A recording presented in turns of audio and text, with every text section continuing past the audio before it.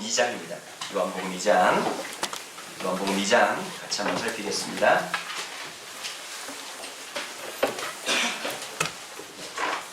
요한복음 2장 1절부터 12절까지를 읽도록 하겠습니다. 요한복음 2장입니다.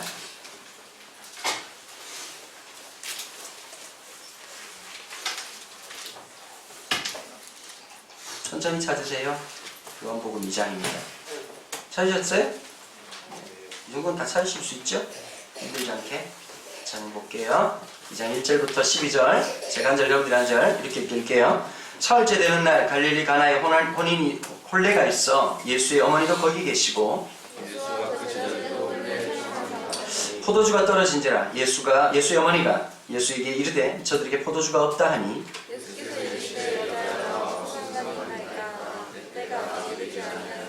그의 어머니가 하인들에게 이르되 너에게 무슨 말씀을 하시든지 그대로 하라 하니라.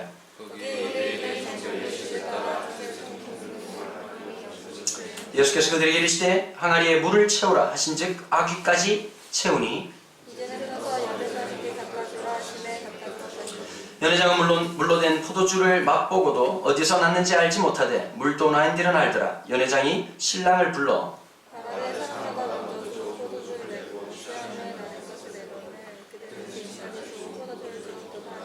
예수께서 이 첫 표적을 갈릴리 가나에서 행하여 그의 영광을 나타내시매 제자들이 그를 믿으니라. 12절 같이 읽습니다. 그 예수께서 그 어머니와 형제들과 제자들과 함께 가버나움으로 내려가셨으나 거기에 여러 날 계시지는 아니하시니라. 아멘. 저는 우리 교회 설교할 때 처음 이 정막을 어떻게 깰 것인가 이게 에너지가 너무 많이 듭니다. 사실은 뭐 피곤하긴 한데 피곤한 것보다 우리 교회만 왜 이렇게 긴장감이 드는지 긴장을 떤다는 느낌보다는 여러분들이 이 우울함을 제가 다 받아내기가 조금 불편한 게 없지 않아 있습니다. 옆에 있는 사람 보고 한번 웃어나 보시죠. 이렇게 억울하게 쳐다보지 마시고 좀 반가운 척이라도 좀 하시고 야, 이 암울한 분위기를 어찌해야 될지 갑자기 제가 시리아에 왔다는 느낌이 지울 수가 없네요. 예수님이 가나 오는 잔치, 물이 포도주가 되게 하는 기적. 누가 나는 교회 다녔다면 한 번쯤 들어봤을 만한 내용입니다. 대부분 다 이제 이런 설교를 하죠. 우리가 믿음으로 하면, 말씀대로 순종하면 물이 포도주가 된다. 그게 이 본문에 말하고 있는 핵심일까요? 물론 그것도 중요한 내용 중에 하나이겠죠. 여러분 산을 가는데 예를 들면 히말라야를 가서 K2라고 하는 봉을 등정하는 사람이 있고 둘레길로 돌아갔다가 오는 분들이 계십니다. 여러분 다른 게 하나 있겠죠. 분명히 히말라야에 갔습니다. 갔는데 둘레길만 조금 걷다가 오는 사람이 있고 어떤 사람은 봉을 경험한 사람이 있죠. 성경을 볼 때 성경에서 말하고자 하는 주된 핵심이 있습니다. 하나를 먼저 이해를 하셔야 되는데요. 요한복음에는 7가지의 이적이 기록되어 있습니다. 7가지 이적과 함께 예수님이 누구이신지를 드러내시는 거예요. 에고 에이미, I am what. 나는 누구다. 이렇게 예수님을 설명하시는 거죠. 그래서 마태복음, 마가복음, 누가복음을 공관복음이라고 합니다. 같은 관점으로 보는 것. 작년에 장로의 신학대학원에서 우리나라 역사교과서를 국정화하겠다라고 하는 발표가 나자마자 플랜카드를 하나 걸었는데 이렇게 했어요. 복음서도 4권이 있는데 라고 하면서 말을 못 알아들으시죠? 근데 좀 이런 게 있어요. 마태가 보는 것과 마가가 보는 것과 누가가 보는 것이 관점이 다릅니다. 똑같이 밥을 먹었는데 너 오늘 뭐하고 먹었니? 그러면 밥이랑 김이랑 답변하는 우리 아들이 있고 우리 딸은 밥이랑 계란이랑 어떤 사람은 그냥 밥 먹었다 말하는 사람이 있을 거고 미역국에 말아 먹었다는 사람이 있을 겁니다. 같은 공간에 같은 식사를 했는데 전혀 다른 얘기가 나올 수 있죠. 그죠? 제주도를 갔는데 어떤 사람은 이게 재밌는 사람들도 있고 저게 재밌는 사람들의 보는 관점에 따라 다 다릅니다. 근데 하나님은 어떤 분이시냐? 뭐 기계적 영감이다, 유기적 영감이다 이런 걸 말하기 전에 하나님은 우리의 인격과 개성을 사용하신다는 걸 기억하셔야 됩니다. 우리 하나님은 우리의 개성을 무시하지 않습니다. 우리의 개성을 통해서 우리의 그 관점을 하나님께서 사용하시는 겁니다. 마치 이런 게 있어요. 같은 노래라도 누가 불렀냐에 따라 전혀 달라지죠. 소녀랑 노래가 이문세 아저씨가 불렀던 감성하고 혁오가 불렀던 느낌하고는 또 다른 거죠.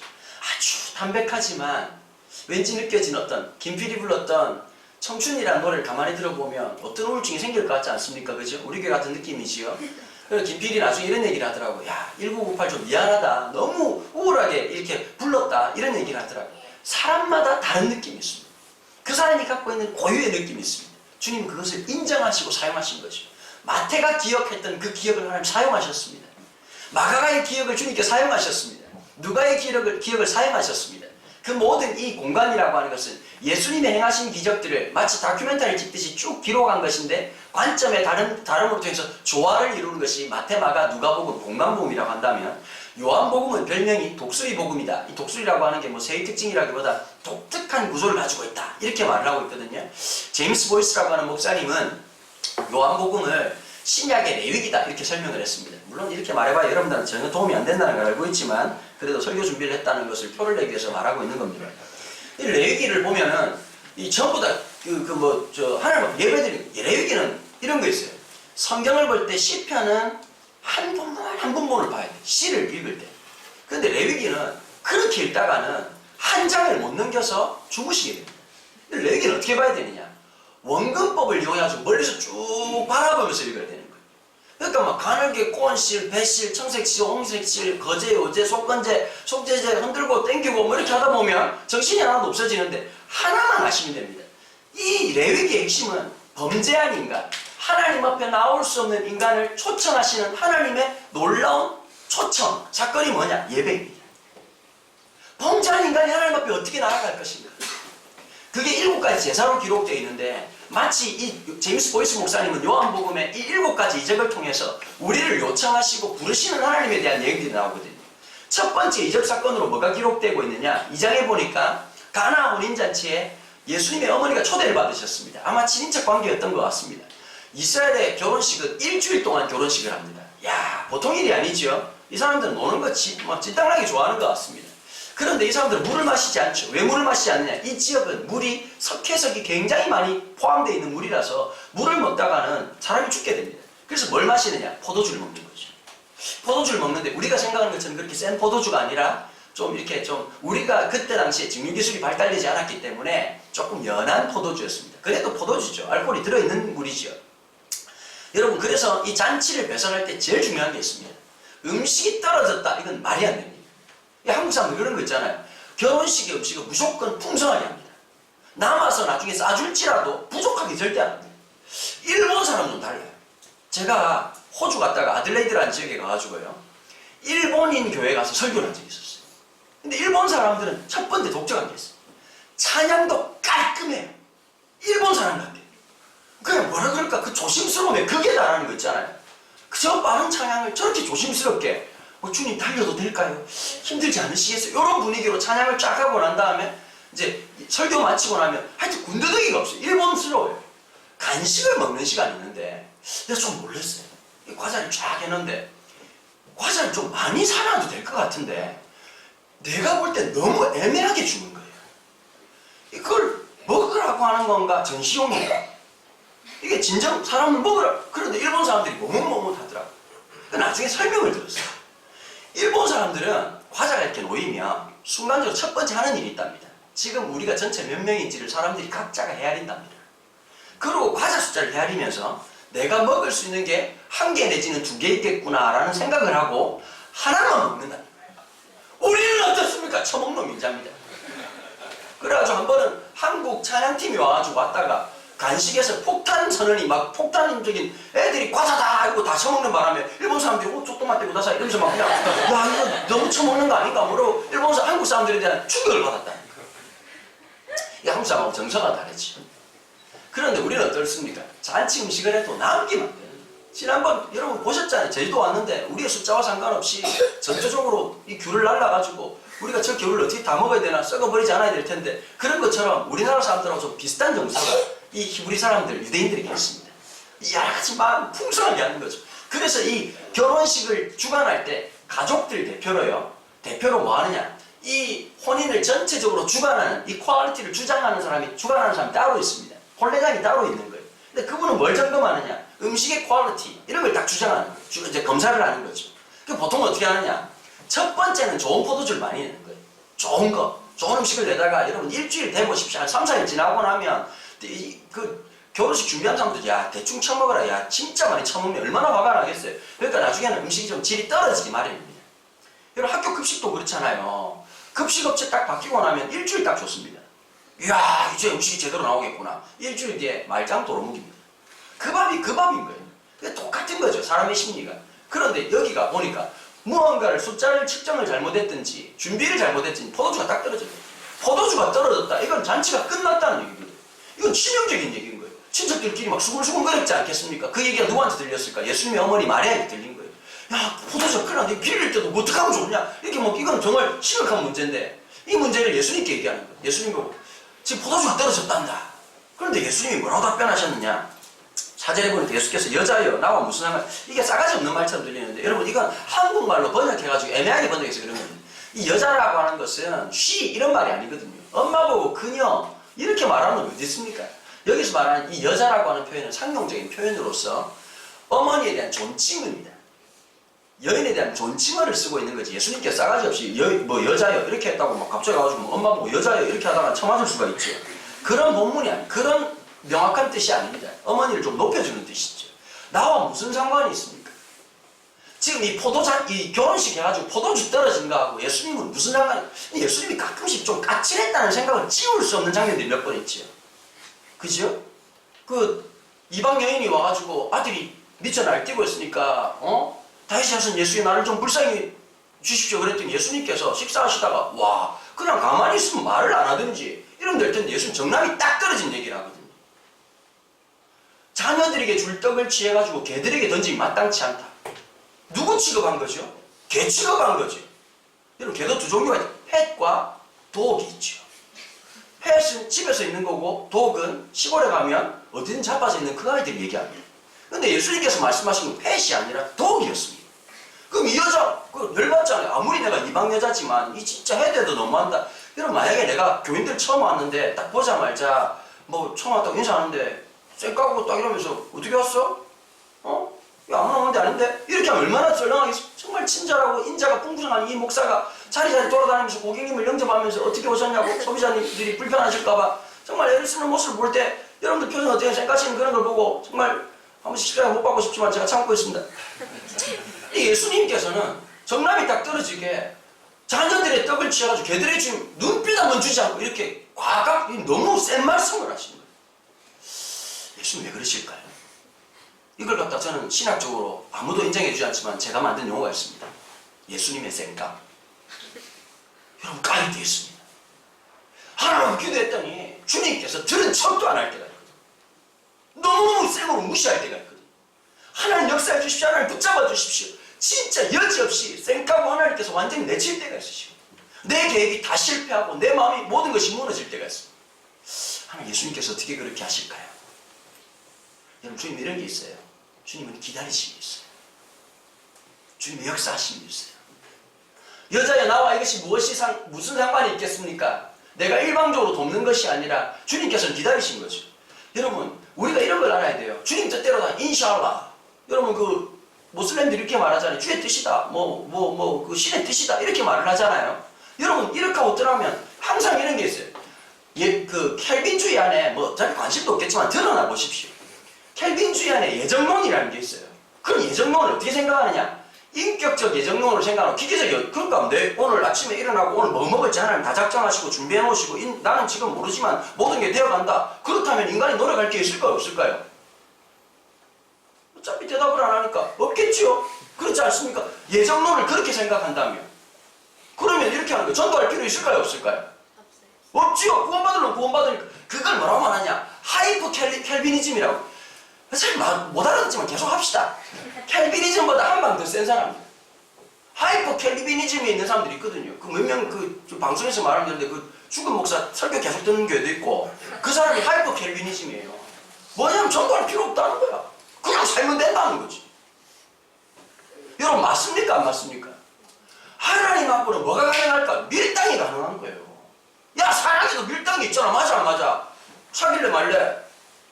나는 오빠가 별로 그렇게 마음에 들지 않아요. 그죠? 이렇게 하면 될까요? 저도 아내한테 몇 번 까였습니다.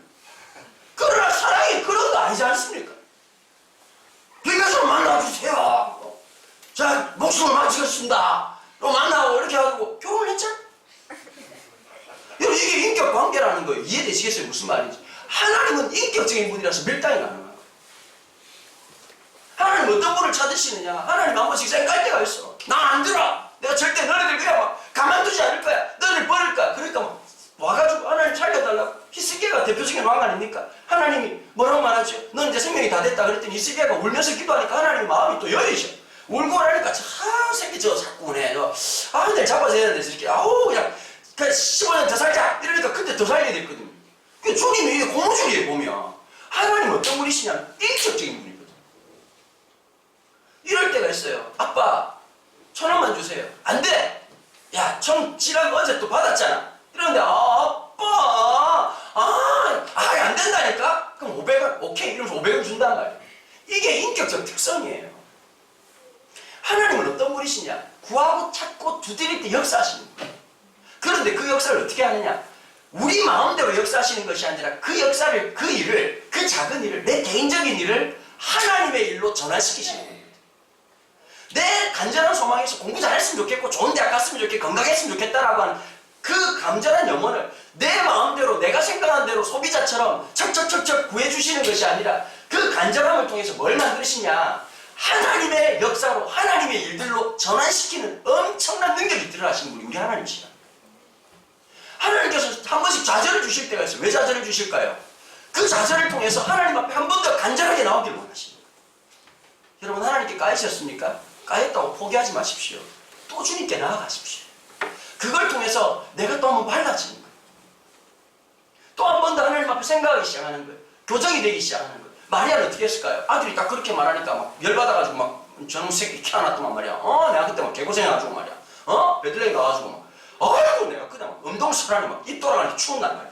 태어나가지고 말바통에 켜가지고 내가 그 고생을 하면서 그러고 막 그때 막 사람 죽인다고 칼 들고 설칠 때 우리가 막 도망가서 이때까지 내려와가지고 개고생하고 돌아왔는데 이놈의 새끼 막 칼을 꺼내서 막 이렇게 말하지 않았어.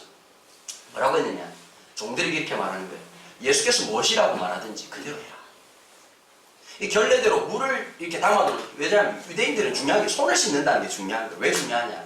이게 그 의학적으로 중요하다기보다는 손을 씻는다는 게 세상의 죄를 씻는다라고 하는 의미가 있었고, 그걸 해야만이 밥을 먹을 수 있다는 생각이. 그래서 항상 이렇게 항아리가 있고요. 또 귀한 손님은 어떻게 했느냐? 종들이 가가지고 발을 씻어줄 물을 준다는 거예요. 그래서 사실은 이 물은 먹는 물이에요. 더러운 물이에요. 발 닦는 물이에요. 물 채워라는 거예요. 물을 채우라고 하니까 그 항아리에다가 물을 가득 채웠어. 채우고 난 다음에 그걸 떠다 주라는 거예요. 여러분 여기 중요한 게 하나 있습니다. 예수님 혼자서 독단적으로 하나님 역사를 이끌어가지 않습니다. 우리의 개입을 원하십니다. 우리의 동참을 원하십니다. 예수님의 첫 번째 기적이었던 이 가나안 혼인잔치의 기적은 예수님에 의해서 예수님 감독하시고 예수님 주연하시고 예수님 조명하시고 예수님 마이크 하시고 예수님 모든 거 다 하시고 비켜라 필요 없다 다 끄지라 내가 다 한다 내가 한다 그렇게 하지 않았습니다. 이 사건에 누구를 동참시키죠? 어머니를 동참시킵니다. 그리고 이름도 알지 못하는 하인들을 동참시킵니다. 그리고 혼례를 담당하고 있는 이 대표에게 이 맛을 보게 함으로써 모든 일을 동참시키시고 예수님께서는 그 일들을 통해서 가나안 혼인잔치 사건을 통해서 뭘 보여주시는 것이요? 이 잔치는 누구든지 함께함으로써 풍성함을 맛보는 기쁨의 잔치다. 내가 배설하지만 우리들이 원하고 우리들이 요청하고 우리들이 함께 그 일들을 만들어감으로써 만들어지는 예수님 혼자만의 잔치가 아니라 우리와 함께 만들기 원하시는 그 하나님 나라의 영광됨을 보여주는 사건이 오늘 2장의 가나 혼인잔치가 되겠습니다. 여러분 오늘 우리가 하나 알아야 됩니다. 내가 공부하는 거 주님하고 별로 상관없을 수 있습니다. 이러니까 주님 공부 잘하게 나와 무슨 상관이 있노? 이렇게 말씀하신다니까요. 주님 저 살 빼지 야 이 새끼야 내하고 무슨 상관이? 녹화지. 사랑하는 아들아 사랑하는 딸아 나와 무슨 상관이 있느냐 라고 말할 수 있어요. 주님 제가 이번에 이런 일을 하는데 나를 도와주십시오. 그것이 나와 무슨 상관이 있나이까. 그런데 그 요청이 뭘까요? 그 말이 뭘까요? 나하고는 아무 상관없는 일이니까 꺼져라 이런 얘기일까요? 아니에요. 나와 상관 있는 그 일이 되길 원한다는 요청이에요. 이 잔치를 빚어가실 때 어떻게 하시죠? 함께함으로. 여러분 오늘 우리의 삶에 주님과 함께 할 게 어떤 것인지 생각해 보십시오. 제가 오늘 아침에도 또 이제 학원 가서 설교를 하는데 피곤해 죽겠더라고요. 어제 포항 갔다 왔거든요. 영덕인가요? 영덕에서 집회를 했는데 나는 은근 기대했다. 대게를 한번 먹겠구나. 국물도 없었습니다. 대게 그림만 보고 왔습니다. 앞으로 제가 이 방송을 보시는 많은 분들에게 요청드립니다. 그 정도 가면 한 번쯤 대게 다리라도 빨아먹을 수 있는, 하다못해 대게 라면이라도. 제가 많은 걸 바라진 않습니다. 이 방송을 보시고 유튜브를 보면서 계신 많은 분들 양심을 가지십시오. 감사합니다.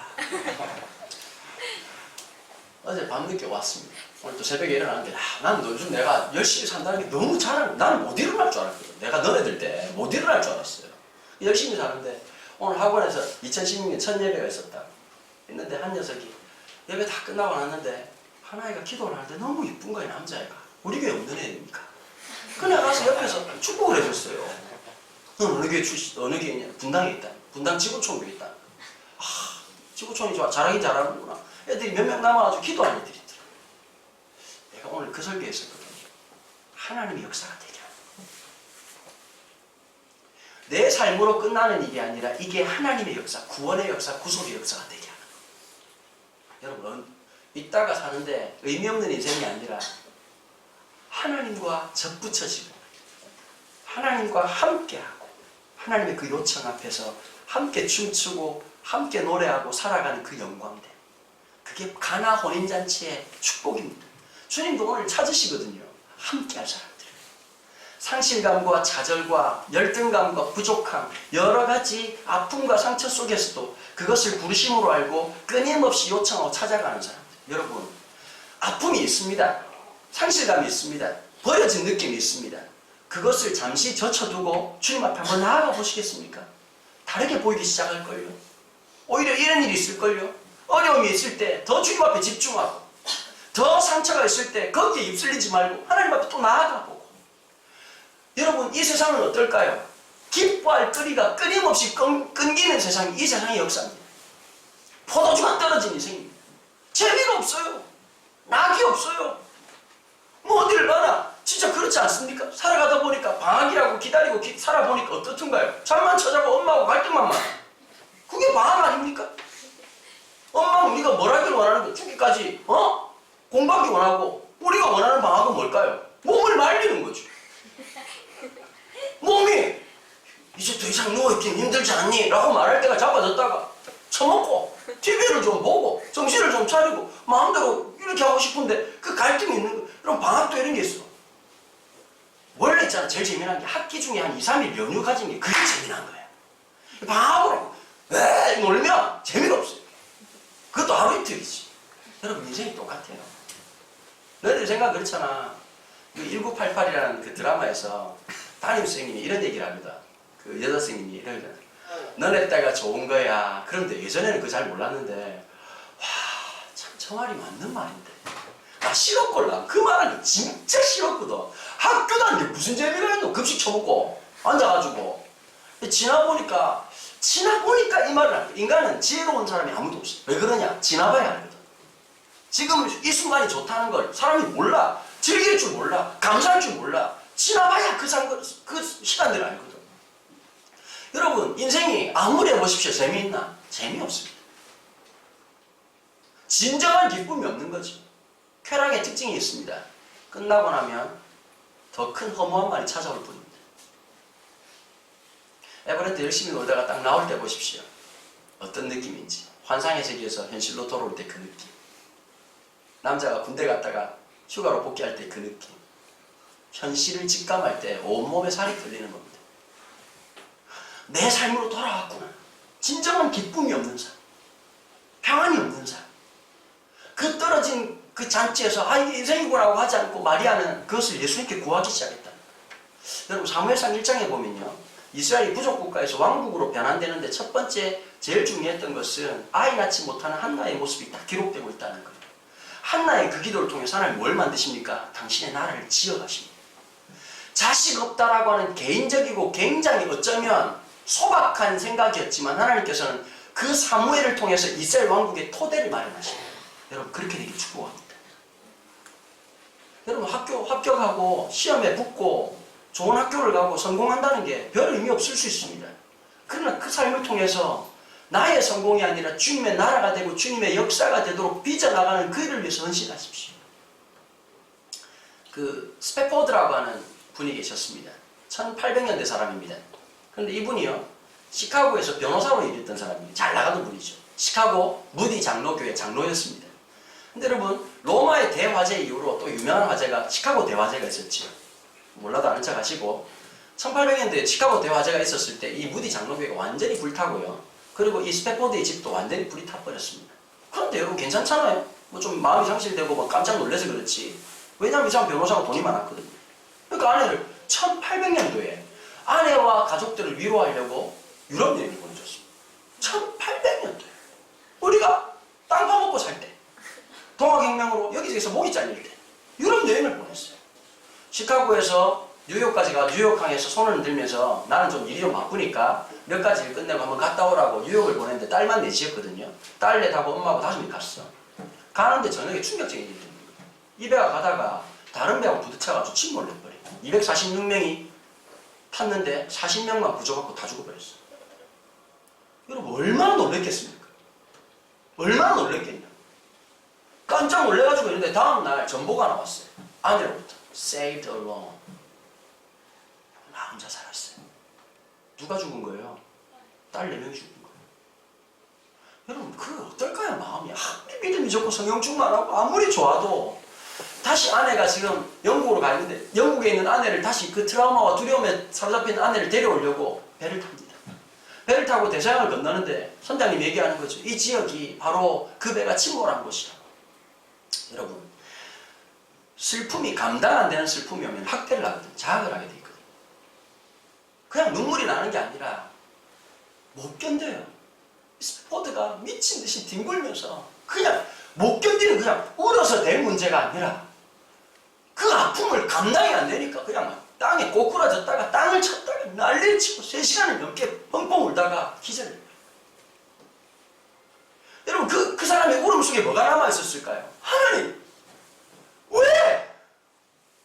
집이 불타고 교회가 불탄 것만 해도 나 진짜 미쳐버릴 것 같은데 왜 우리 딸아이가 하필이면 그 배하고 여러분 바다가 넓잖아요. 해로가 정해져 있다 할지라도 그 넓은 바다에서 하필이면 그 배가 부딪혀도 왜 우리 딸아이 4명이 다 죽냐. 울부짖다가 여러분 2가지잖아. 딸이 죽었다는 거 하나, 하나님 뭐 하셨냐는 거 하나. 그게 너무 몸서리쳐지면서 3시간을 그렇게 울다가 사람들이 선실로 모시고 눕혀놓은 거예요. 다음날 아침에 해가 그 선실로 쫙 비치는데 그 햇빛에 스패포드가 일어나요. 스패포드가 거기서 기적을 경험해요.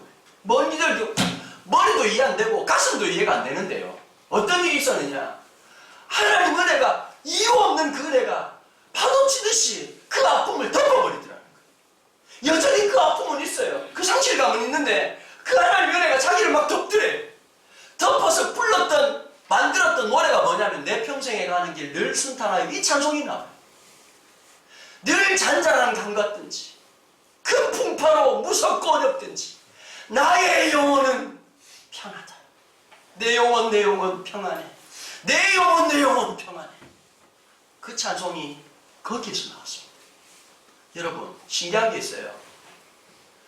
하나님의 은혜는 뜨겁다, 감정적이다, 이성적이다 라고 설명할 수 없습니다. 차가운 이성과 뜨거운 감성을 넘나들면서 우리의 모든 것을 치유하시고 이해할 수 없고 감정으로 받아낼 수 없는 그곳에서 찬양이 나오게 하시고 감격이 나오게 하시는 그 하나님이십니다. 하나님 뭐라고 생각할까요? 그 좌절 앞에서 하나님 왜 그렇게 하십니까? 라고 묻는 그것조차도 기도로 받으신 우리 하나님. 여러분 선지서에 보면 이런 말이 있거든요. 오라 와서 나와 변론하자. 무슨 말일까요? 하나님 이런 거예요. 하나님 아버지 감사합니다. 오늘도 지켜주셔서 그런 좋은 말 하라는 게 아닙니다. 하나님 앞에 때로는 이럴 때가 있어요. 하나님 앞에 쌍욕을 할 때가 있어요. 지난번에 우리 허진여 여사님 그 간증하는 거 들으셨죠? 예? 자기 딸아이 담도 폐색이 돼가지고 수술하는데 기도하는데 원래 허전사님이 욕을 무지하게 한 사람이에요. 나는 기독교계에 그렇게 욕 잘하는 거 처음 봤어. 일진이라도 얼마나 많이 놀았던 애인지 와 들어보니까 나하고 장르가 다른 거야. 근데 딱 기도하는데 오래간만에 이거 전문용어로 일본말로 야마가 돈다 이렇게 하는데 이게 완전히 뺑 돌고 지금 뚜껑이 딱 열린 상태에서 하나님 앞에 기도하는 거야. 그러면서 하나님 보고 욕을 그렇게 많이 했다는 거야. 우리 하나님 얼마나 쿨한 분인지 아세요?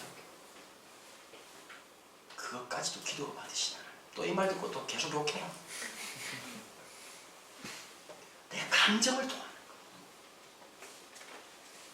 시편에 보니까 내 말에, 언어에, 내 혓바닥에서 나오는 그 말을 못 알아들으시는 것이 없으시나, 내 신음소리조차도 들으시나,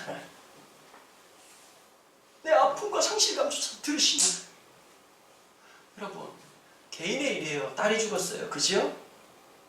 근데 그 사람의 그 고백을 통해서 수많은 오고 오는 사람들이 그 찬송을 통해서 깊은 위로를 경험합니다.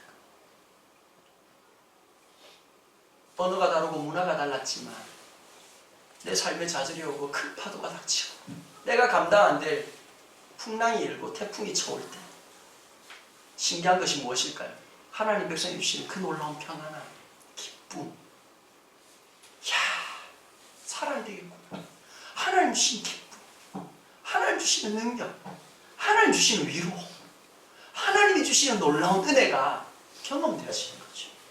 여러분, 이 가나 원인 자체는 이 2000년 전 사건으로 끝난 종결된 사건이 아니라 오늘도 동일하게 하나님의 역사라고 하는 이 유효한 강이 흐르고 있는 가운데 우리를 요청하시고 초청하고 있습니다. 여러분, 이 강가에서 사십시오. 함께 주님과 함께 이 물결을 따라 주님의 역사로 함께 나아가고 싶지 않습니까? 그 영원한 삶을 위해서 내가 공부하는 거, 수학 문제 안 하는 거, 영어 하는 거 아무 상관없을 수 있으나 주께서 쓰시게 되는 놀라운 하나님이 쓰실 것을 기대하는 사람들, 여러분들 가슴이 다시 한번 고동치게 되기를 주님의 이름으로 축원합니다. 가슴이 뜨거워지고 그냥 멍청하게 와가지고 교회만 왔다 갔다 하는 신앙으로 끝내지 마시고 여러분 진짜 하나님의 역사를 경험하는 사람들, 오늘 주님 앞에서 어떤 마음의 상실감이 있습니까? 나는 왜 안 되지? 왜 나만 이런 거야? 왜 나만 이렇게 힘든 거야? 왜 우리 가족들도 모르고 나만 고통스러운 거야? 왜 이렇게 힘든 일을 살아가야 될까라고 생각하는 분들이 계십니까? 주님한테 팽당했다고 생각하는 분들이 계십니까? 여러분, 마리아가 그랬던 것처럼 주님의 그 말씀을 가지고서 오히려 더 주님께 더 가까이 나가고, 여러분 그래서 어떻게 되죠? 이 잔치의 사건은 잔치의 사건으로 끝나는 게 아니라 하나님의 나라의 이 잔치한 기쁨과 즐거움, 더 아름다운 것, 더 충만한 것, 더 기쁨으로 채워지는 그 놀라운 역사를 보여주는 첫 번째 사건으로 하나님 나라는 잔치하는 공동체다, 이걸 보여주신 사건이 바로 이 장의 사건입니다. 여러분 놀랍습니다. 주님의 은혜는 첫 번에는 좋고 뒤에는 안 좋은 게 아닙니다. 지나면 지날수록 그 은혜는 깊습니다. 지나면 지날수록 더 높습니다. 지나면 지날수록 그 하나님의 은혜는 놀랍습니다. 여러분 진짜 좋은 커피 마시면요 이런 게 있어요. 첫 모금이 다르고 마지막 모금이 달라요. 진짜 맛있는 커피를 마시면 다 마신 커피잔을 코에다 갖다 대요. 그 마지막 남은 잔향까지 다릅니다. 진짜 맛있는 커피와 비견할 수 없는 하나님의 은혜가 우리에게 있다는 걸 기억하셔야 돼요. 더 행복해요. 더 즐거워요. 여러분 그 주님을 맛봤으면 좋겠어요. 그 주님 여러분 좀 알았으면 좋겠어요. 그 주님을 좀 누리며 살았으면, 여러분 그런 소망이 제 마음속에 있습니다.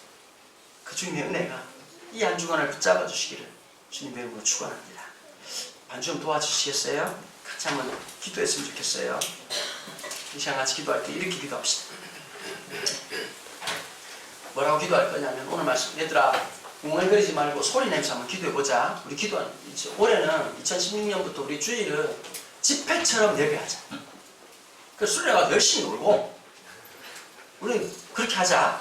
수련회에서는 여행을 기쁘게 하고 우리가 모일 때마다 집회처럼 하나님께 예배합니다. 이 시간 같이 한번 기도하니까, 하나님 제 인생의 연약한 그냥 잘되게 해달라는 게 아니라 내 삶이 주의 나라가 되는데 하나님 주님의 요청 앞에 함께 뛰어놀 수 있도록 제 삶이 주님의 나라 되게 하시고 주님의 영광 되게 하시고 내 삶을 통해서 주님을 보게 하고 주님의 숨결을 느끼게 하는 삶이 될 수 있도록 축복해 주십시오. 주님 제가 원합니다.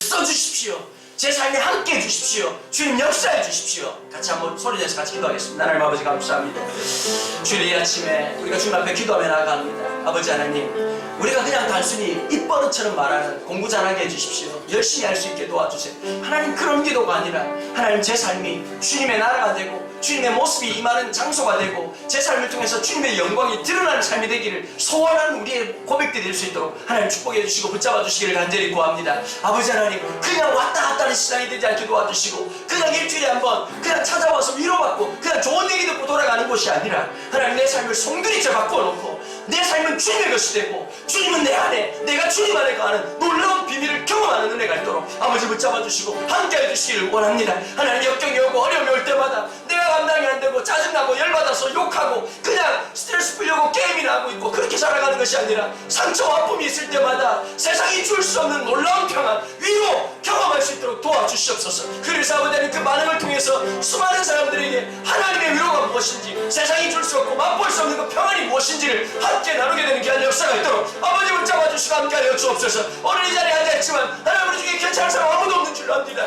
아버지, 여기 앉아있지만 마음에 상실감을 가지고 있고 열등감을 가지고 있고 마음의 아픔을 가지고 있고, 하나님 왜 나만 안 되는 겁니까? 왜 나만 이렇게 힘든 겁니까? 라고 마음속에 울부짐을 갖고 있는 그 친구들이 하나님 앞에 가지고 내어내게 도와주옵소서. 오라 와서 변론하자. 나에게 네 마음과 네 분노와 내 상실감과 내 아픔을 쏟아놓으라고 하시는 그 주님 앞에 우리의 마음을 쏟아놓고 우리의 아픔을 쏟아놓고 주님 앞에 나가는 하나님의 삶을 낼 수 있도록 아버지 붙잡아 주시고 함께하여 주옵소서. 아버지, 주일 예배에 주님의 그 은혜가 임하기를 간절히 원합니다. 아버지, 스페포드의 삶에 다른 예배가 아버지 주 읽고 난 다음에 상실한 그 마음들, 무엇으로도 위로가 안 되는 그 마음 하나님께서 위로하시고 그의 그 고백을 통해서 수많은 오고 오는 세대들이 그 찬양을 통해서 위로를 경험하고 주님의 나라의 역사를 경험하고 아버지 세상이 주는 단순한 위로가 마치 같은 아버지 그런 위로가 아니라 하나님이 주신 위로가 말미암아 하나님의 사람을 살기 시작하고 할 수 없는 고백을 하기 시작하고 살 수 없는 삶을 살기 시작하고 아버지, 그렇게 나아갔던 믿음의 사람들의 모습이 아버지 공동체가 일어날 수 있도록 주여 붙잡아 주옵소서. 또 일주일 동안 우리는 상실되어진 포도주가 떨어진 가짜 잔치 가운데 우리는 살아갑니다. 우리 입에 진정한 소망이 없고 기쁨이 없고 위로가 없는 이 땅을 살아갑니다. 아버지, 하나님, 이 땅을 살아가면서 하늘의 위로로 사는 역사하게 도와주시고 하늘의 역사하심을 살게 도와주시고 한절한절 그 말씀으로 그 힘으로 주의 말씀에 의지하여 살아가는 삶이 되게 하여 주옵소서. 말씀에 순종할 때마다 힘주시는 하나님, 역사하시는 하나님, 붙잡아 주시는 하나님 느끼게 하시고 경험할 수 있도록 아버지를 만나며 명을 주님 붙잡아 주시고 주님 함께하여 주옵소서. 주여, 오늘 이 고백 가운데 주님이 말해 주시고 마음에 가득한 소망을 내뱉는 영혼들마다 주여 함께해 주시고 하나님의 성령을 물붓듯이 부어 주시옵소서. 주님 함께하여 주시옵소서. 아버지 하나님 함께하여 주옵소서.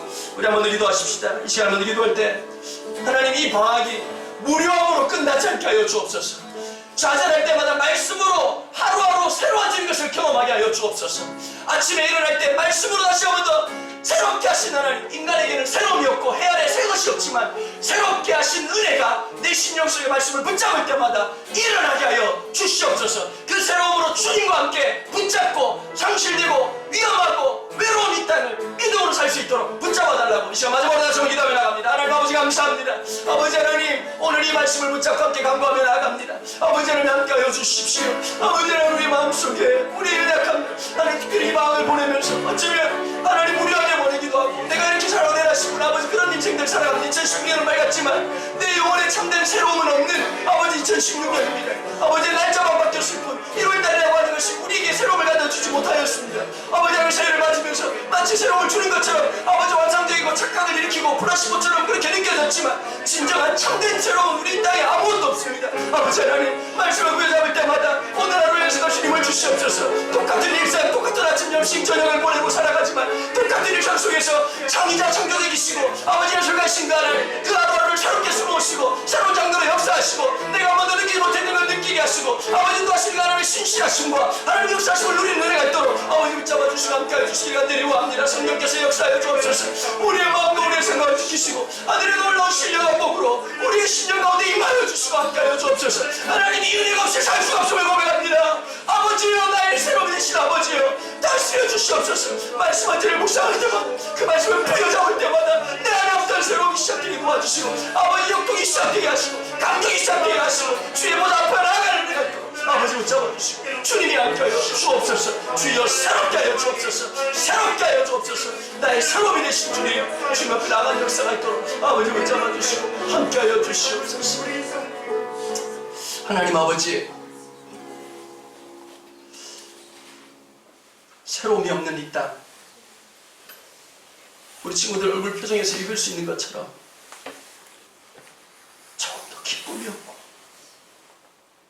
진정한 감격 없이 내 마를 대로 메말라버린 우리의 일상에서 영원한 기쁨으로 초청하신 주님의 초청을 받아들이게 하여 주옵소서. 내 힘으로 살려고 했더니 아픔이었고, 내 의지로 나아가려고 했더니 상처였고, 내 계획으로 살려고 했더니 좌절이었습니다. 주님의 손 붙잡게 하시고 내 삶의 진정한 영원한 삶을 숙제처럼 살게 하시는 것이 아니라 축제로 살게 하시는 하나님의 그 놀라운 은혜가 우리의 심령 가운데 임하게 하여 주옵소서. 새로움이 되신 주여, 우리에게 새로움으로 다스려 주시옵소서. 오늘 드려진 예물과 우리의 찬양과 우리의 기도 가운데 주님이 홀로 높임받아 주시옵소서. 주 예수 그리스도의 은혜와 하나님 아버지의 무한하신 사랑과 성령의 교통하심, 진정한 새로움이 되시고 진정한 잔치의 주인이 되시고 기쁨이 되시고 힘이 되시는 하나님, 그 주님과 함께 살기를 소원하는 주의 백성들 머리 위에 지금부터 영원토록 함께 계시기를 축원하옵나이다. 아멘.